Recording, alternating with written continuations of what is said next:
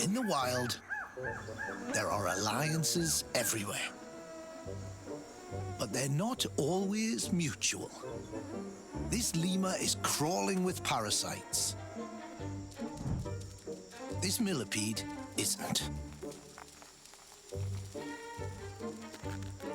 What happens next is very weird.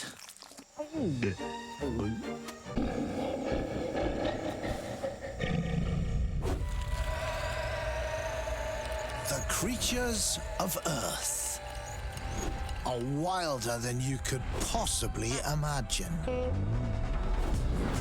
Among the fast and fearsome are the astoundingly crazy. With strange behavior and outrageous fashion sense. They're all in a competition to survive. And weirdness always wins.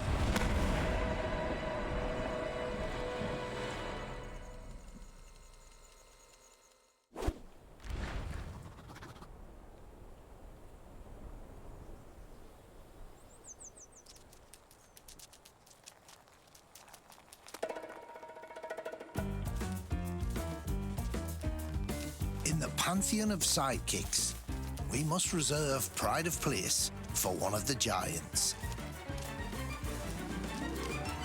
A little guy who keeps herbivores all over the world pest-free and healthy, with his titanic appetite for crap.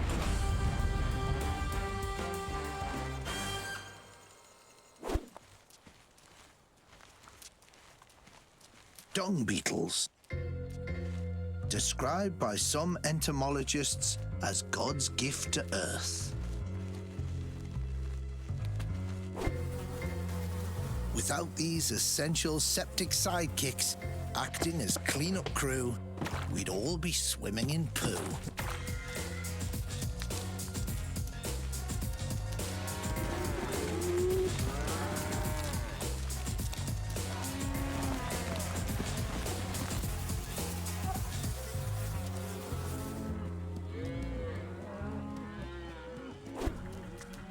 There are almost 10,000 different species of dung beetles around the world, and they've been breaking down droppings since the days of the dinosaurs. We might avoid it, but for them, it's brown gold, which they hide like buried treasure. Eating it and fertilizing the soil all at once. Don't poo-poo the poo. It's full of partially digested food.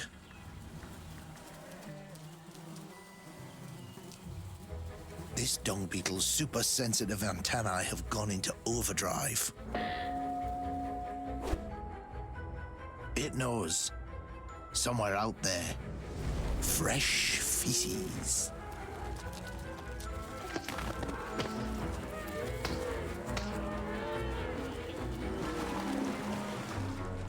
But other beetles have picked up the scent too.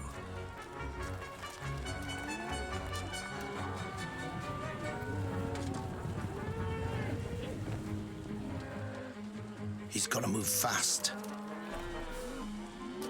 Wing it.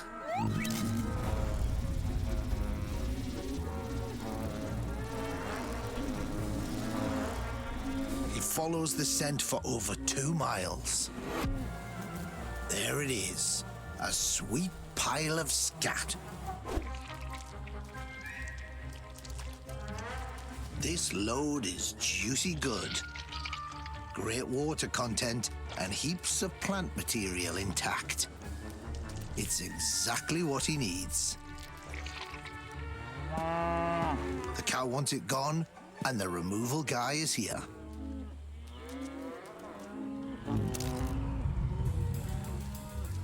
Time to roll.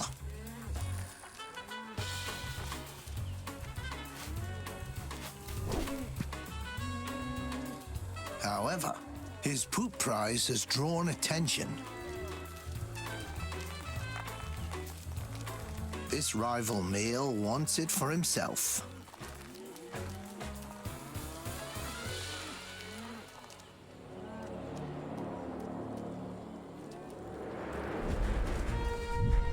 With the astounding ability to move objects 1,000 times his own weight, he rolls the challenger and the dung ball together.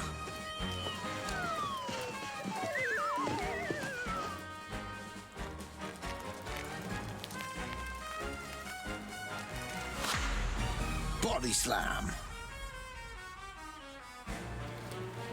The bandit is vanquished.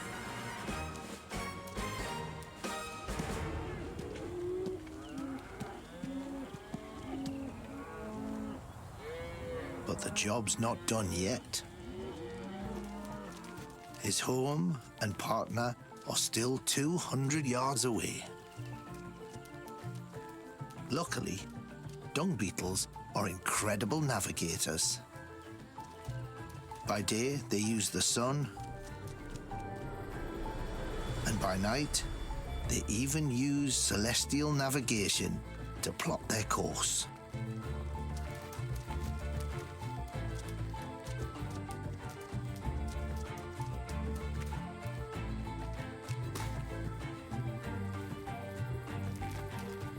Finally, he reaches home.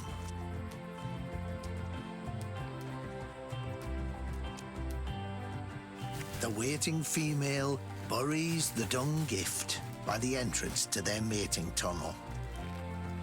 The dung ball becomes a source of food and a nursery for the female's eggs.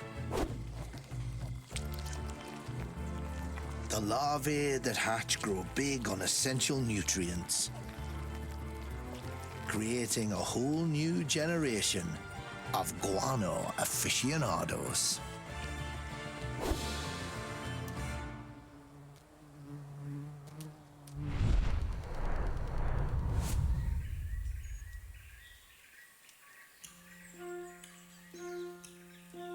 This young meat-eating vine has a very grown-up problem.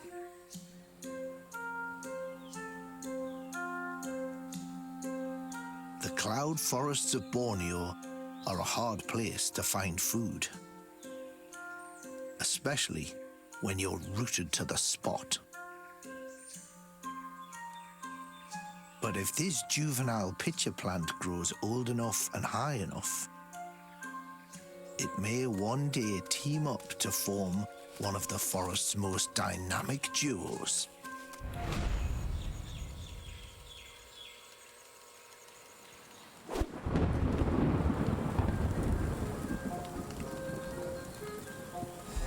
The young pitcher plant begins life at ground level as an everyday carnivorous vine, stealing essential nitrogen from unsuspecting bugs. Its modified leaves are a trap, luring insects with its special nectar. One false move, or even a badly timed raindrop, and they fall into the chamber of horrors, where the plant digests them.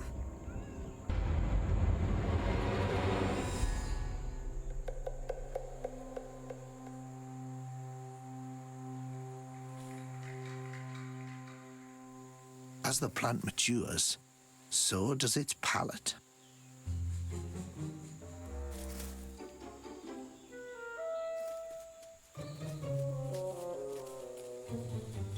When the plant was younger, this tree shrew would have spelled danger. But now, the older pitcher has a deep appreciation for dung. It's developed a new type of trap that looks and works like a toilet. The shrew's just here to lap up the pitcher's sweet nectar.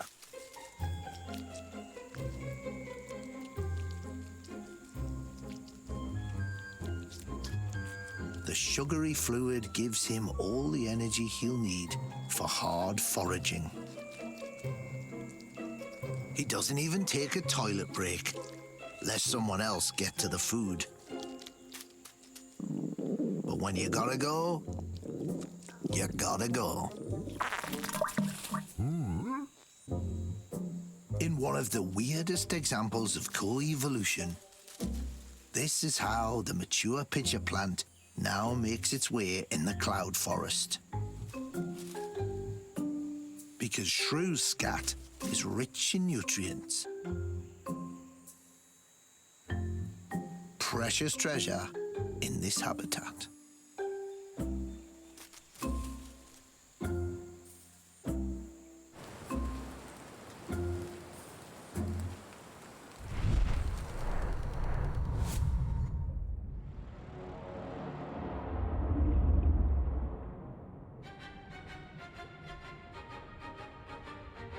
The sea anemone is a noxious killer.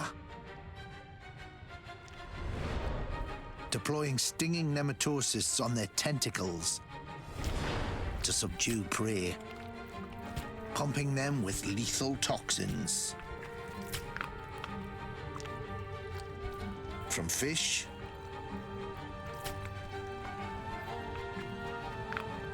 to sea hares. If they can trap it, they'll eat it. Even their jellyfish cousins can't get a pass. Look away now if you're squeamish, because victims have no chance.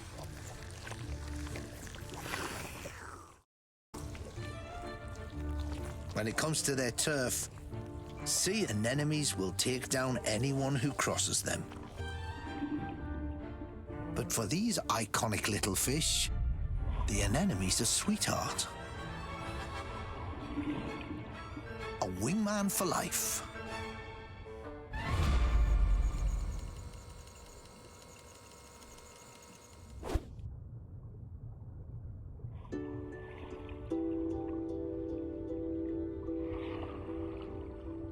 Living among a deadly sway of tentacles, a layer of thick slime protects clownfish from the anemone's sting. So when it comes time to start a clownfish family of its own, there's no better place to lay eggs.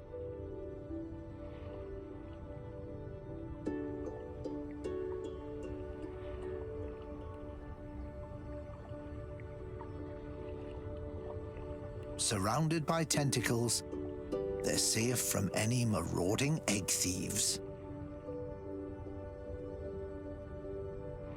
This doting father takes great care of the eggs.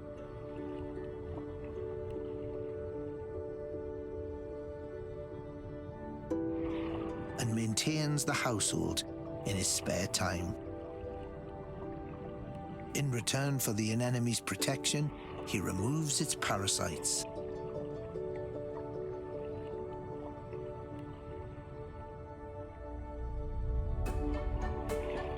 And chases away other fish who want to feed on their home.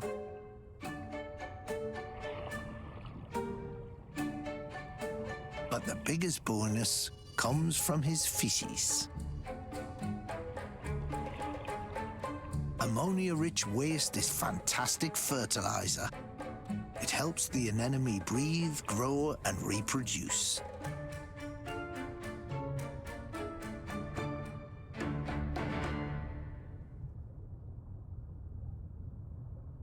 Under constant protection of the parents and the anemone, the eggs develop.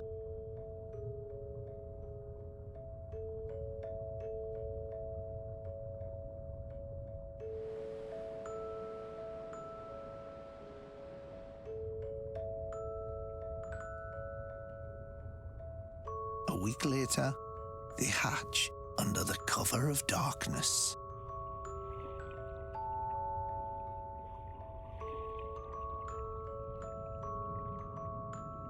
Once born, baby clownfish take a little time to acclimatize to the anemone.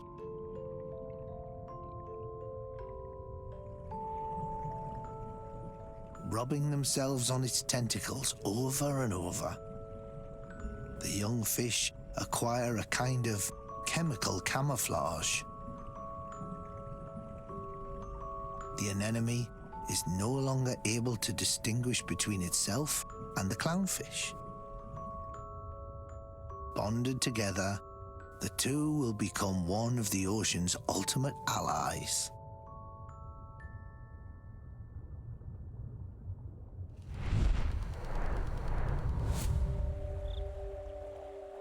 Trusty sidekicks come in all shapes and sizes.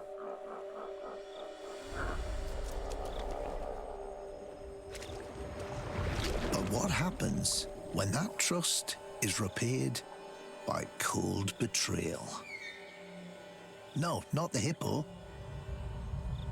Say hello to his little friend, the oxpecker.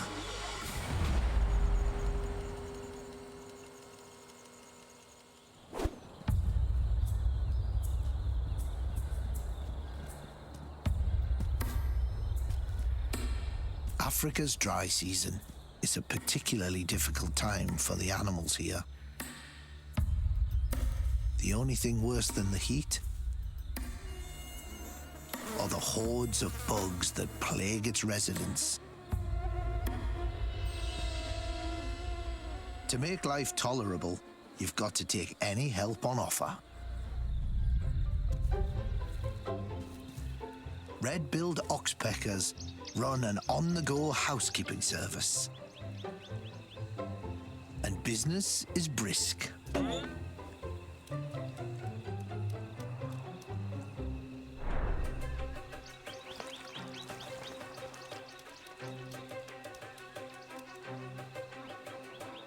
The redbill is surprisingly dexterous and gets right in where it needs to.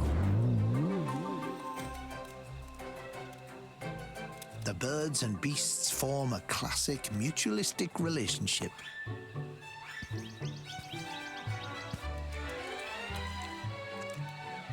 Like tiny scissors, the oxpecker's bill scythes through the top layer of fur.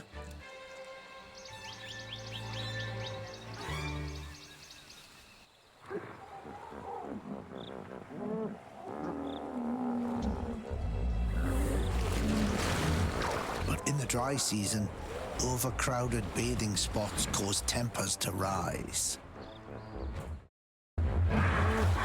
Hippos war for territory.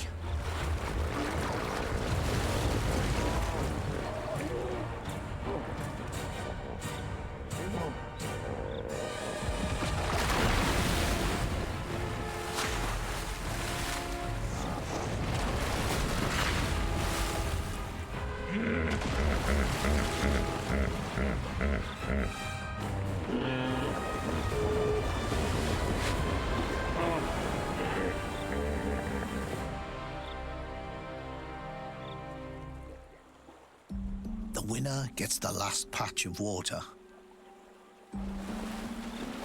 The loser gets covered in bloody wounds. He could do with a bit of attention. Oxpeckers clean the scratches and prevent infections.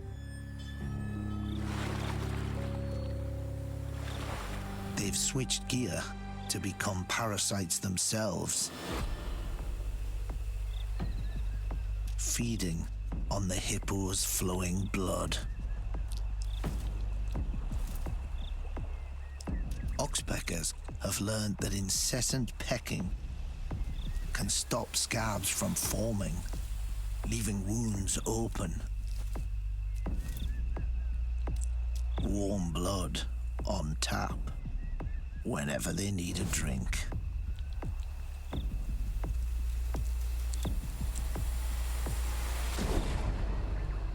Over weeks, the wounds get bigger and the oxpeckers keep at it.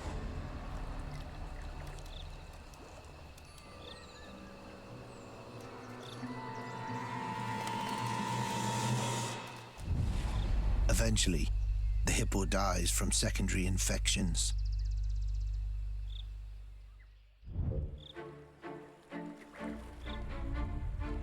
A tragedy for the hippos, but a treasure for the voracious oxpeckers. Sidekicks that will kick you when you're down.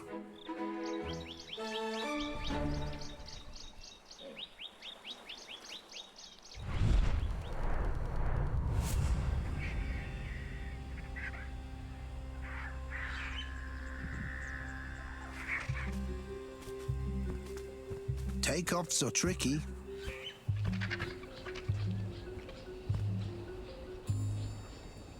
Landings are iffy.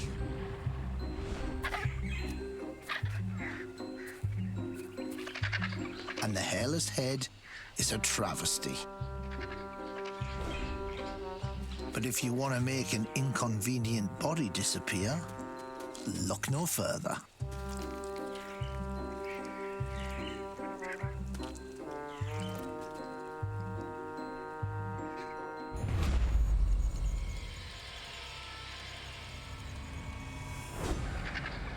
With stomach acids that dissolve metal. Vultures are the sidekicks humans don't deserve, but absolutely need.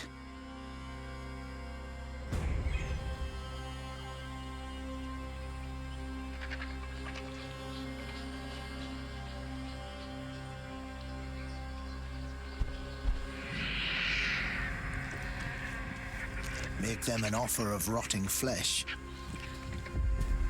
and they never refuse.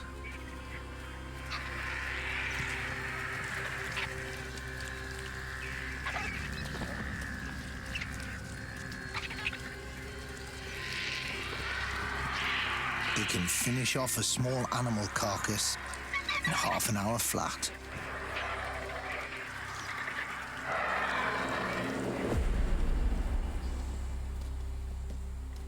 Decaying carcasses often breed deadly anthrax, botulinum toxins, and rabies.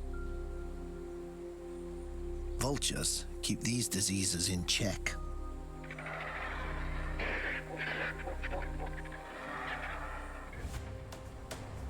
Masters of high-altitude flight, vultures typically climb to over 19,000 feet, surveilling the Earth below. Powerful binocular vision helps them zero in on their quarry. Target acquired.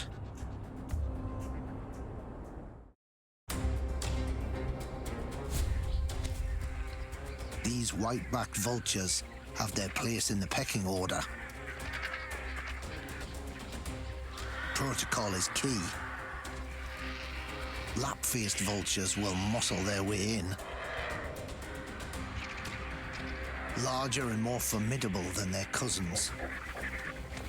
Their dagger-like bills are made for ripping through tough hide.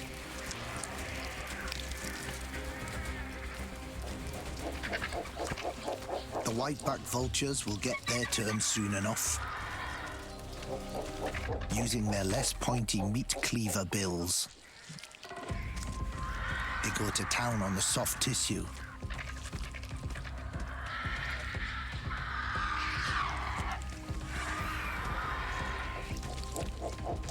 It might not seem like it, but vultures are big on hygiene.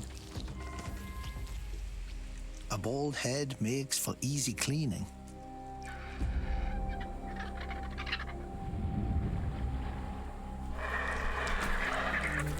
The last in line for the rotting buffet are the foot soldiers. Hooded vultures are the smallest of the lot, but they are specialists. They wield their narrow beaks like surgical knives, removing the tiniest bits of flesh and diving to the hardest to reach areas. This methodical cleanup service is invaluable to every single creature in the ecosystem.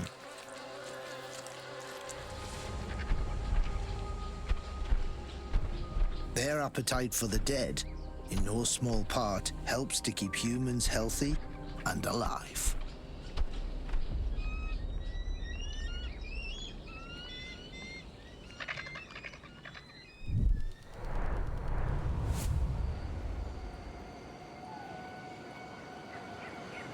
248 miles off the eastern coast of Africa.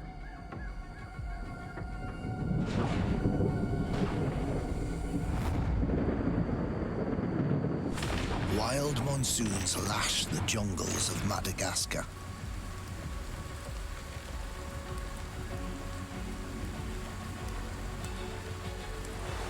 Rivers swell, and everyone does their best to wait out the rains.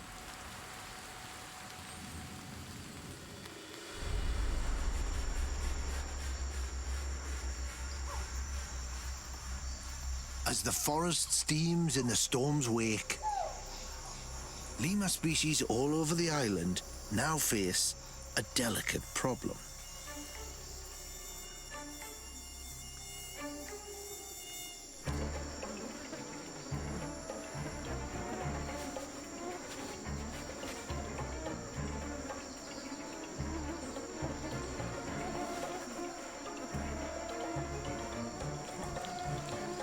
The sultry conditions hatch plagues of disease-carrying mosquitoes and gut-churning intestinal worms. Every lemur is fair game for parasites. They need a fix, and fast. Enter Madagascar's giant millipede.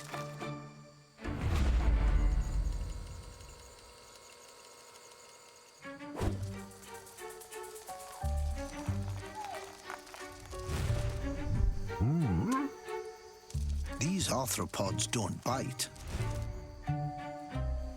and their defensive secretions are mostly harmless to humans. But to lemurs, they are precious.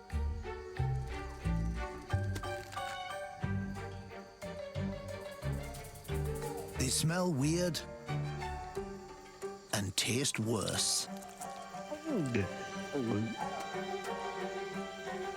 But lemurs don't want to eat them. These unsuspecting insects are the answer to their pest problem.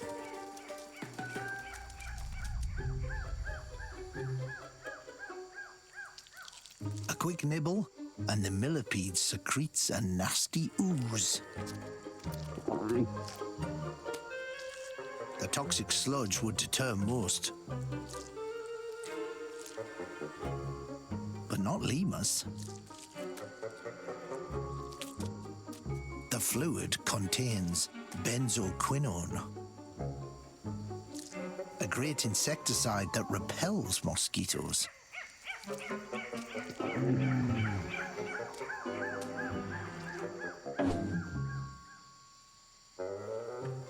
Mixed with their own saliva, lemurs rub the foul-smelling concoction all over their bodies.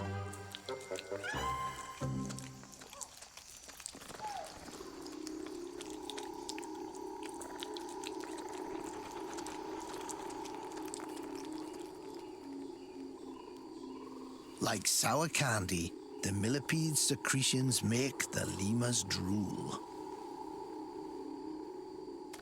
and their eyes glaze over.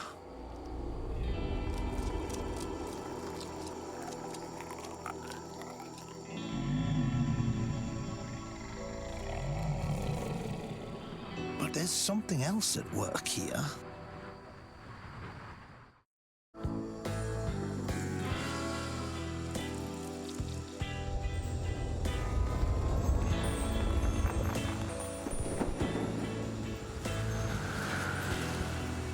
The spaced-out expression says everything. The millipede juice may be good for lemurs' bodies, but it's also a strong narcotic.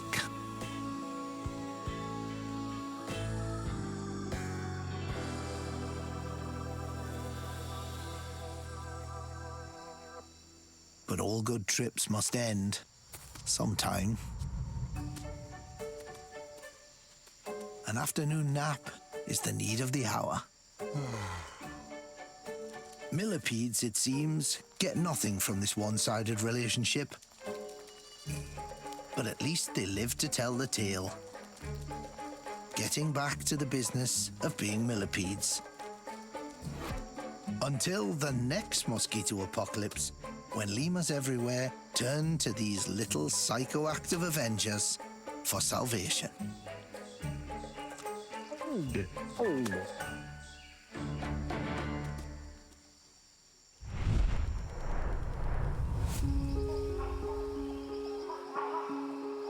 This primordial Southeast Asian jungle is home to one of nature's most far-out pairings.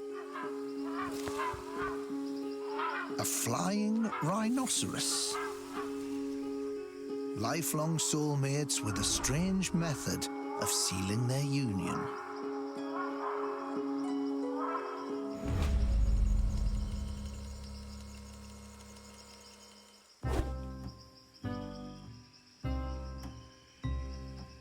Hornbills have one of the weirdest breeding strategies of any bird. It all starts ordinarily enough. The tallest trees in Borneo's forests are like arboreal cafes. Leafy hubs for hornbill flirtations.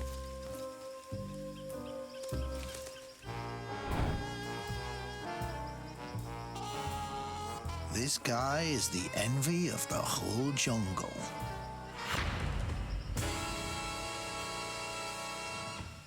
As far as this female's concerned, his massive casque is massively attractive.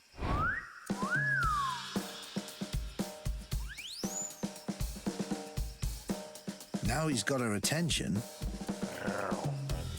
they can move on to a little courtship.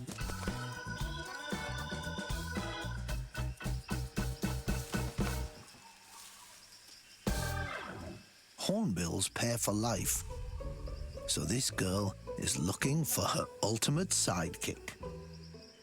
She has one chance to make sure her chosen beau can go the distance. She wants a snack.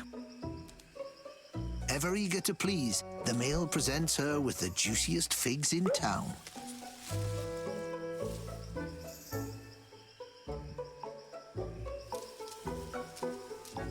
And he's got more where that came from.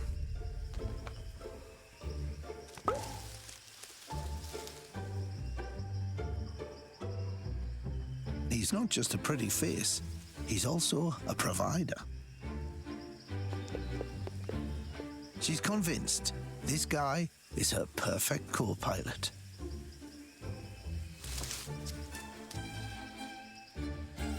Next, the smitten couple must cement their union.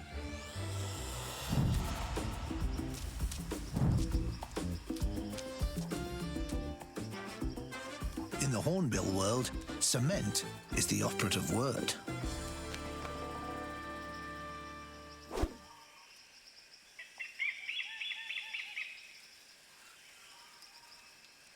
In one of the most unusual nesting practices amongst birds, the female imprisons herself within a tree cavity for almost 2 months.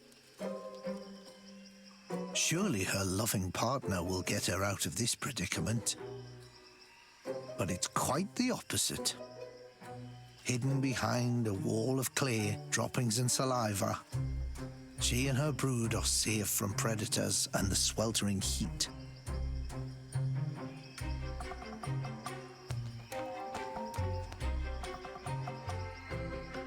The doting male delivers fruit through the hole in the tree.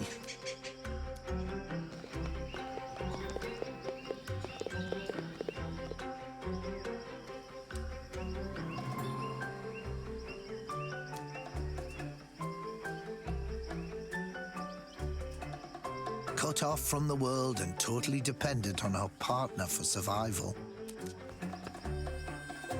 The rigorous selection process that he was subjected to finally makes sense. He will bring her food nearly 20 times every day,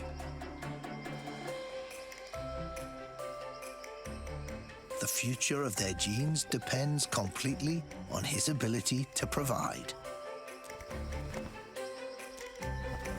The pair will repeat this process almost 40 times throughout their lives, rendering this couple the tightest of fits.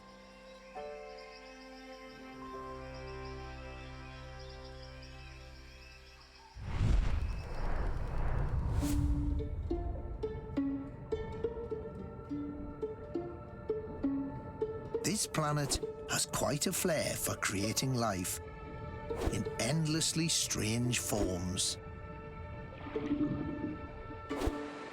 But evolution keeps making crabs,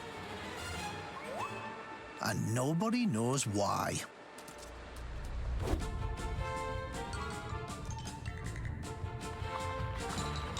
In the last 250 million years, crab-like animals have evolved independently at least 5 times over from very different ancestors.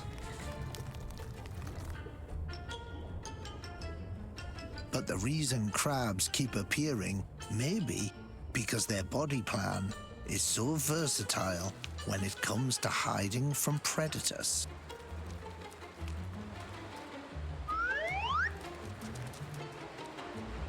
So does a crab-like body make you an evolutionary rock star?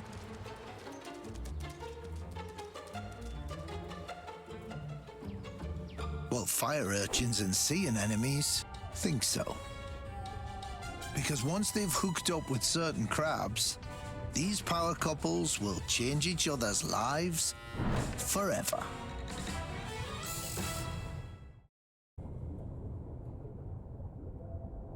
Fire urchins are prickly deep-sea dwellers that are as dangerous as they look. Those spines are tipped with venom. That would be enough to ward off most species. But not the carrier crab. The crab's modified back legs have just one purpose: whisking impressionable urchins away for the ride of their life. Coupled up and happy, they hit the road. The urchin's punked-up wig of venomous barbs protects the crab from predators. So he's free to indulge in his favorite foods.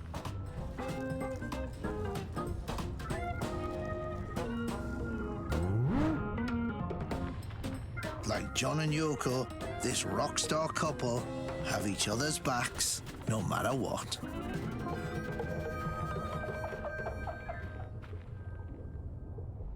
But rock star crabs can couple up in all kinds of ways. The boxer crab is more a glam rocker, spends most of its days attached to reefs in shallow waters.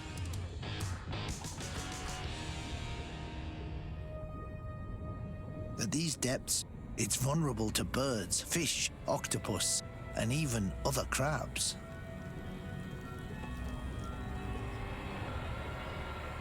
Tough crowd to control. Luckily, it's not alone.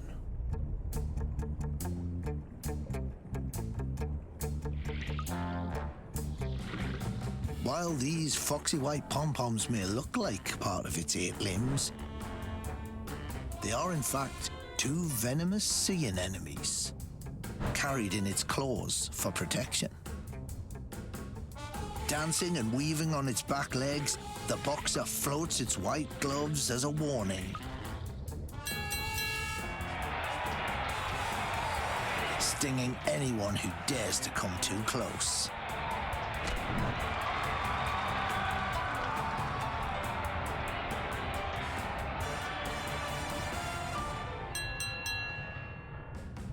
In exchange for this defense, as the crab forages, the anemones are nourished by the crab's food scraps.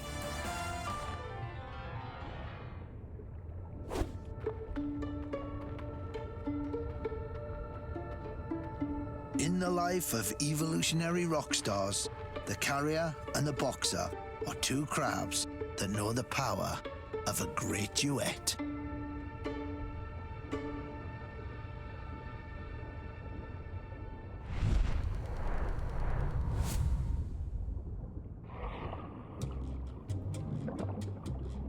Among the world of aquatic sidekicks, there is a kind of fish with a crude reputation as that annoying guest who never quite knows when to leave. In short, these fish suck. Big time.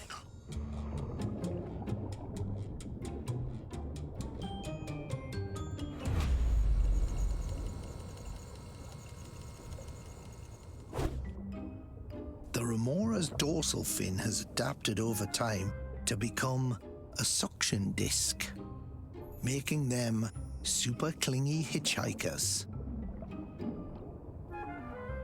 With no air bladder to keep them afloat like normal fish, they depend on hospitable hosts to travel and to find food. But they've got to choose a ride that works for them.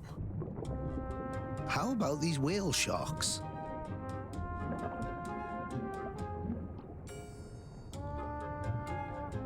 Up to 24 remoras crowd one whale shark. They snack on parasitic copepods that plague the giant fish. So whale sharks don't mind too much when it comes to giving them a lift.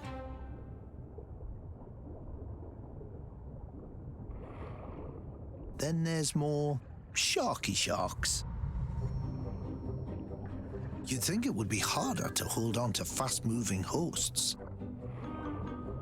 But it's the opposite. The remora seals its suction disc against the shark's body.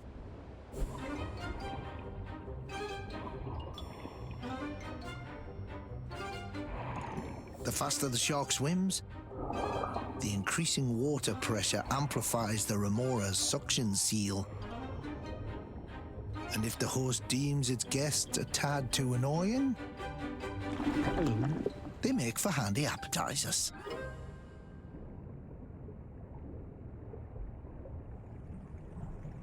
Then there are these little suckers.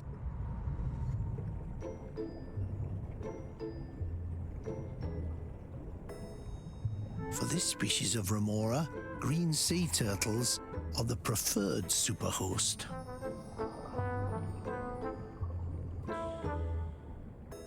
Oh, something's stirring. It just happens to be the turtle's tummy. And the grateful bottom feeders suck up the offering.